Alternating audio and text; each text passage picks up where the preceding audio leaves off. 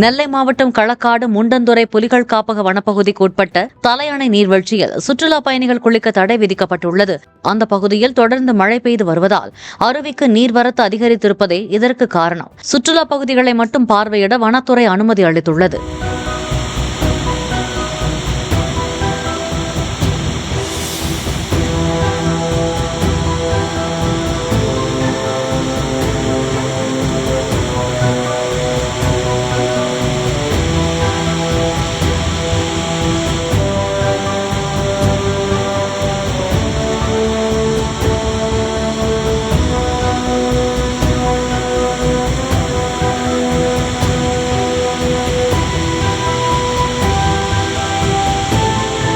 Play store மற்றும் app ஸ்டோரில் இருந்து பாலிமர் செயலியை QR கோடு மூலம் பதிவிறக்கம் செய்யுங்கள். செய்திகளை உடனுக்குடன் பெறுங்கள்.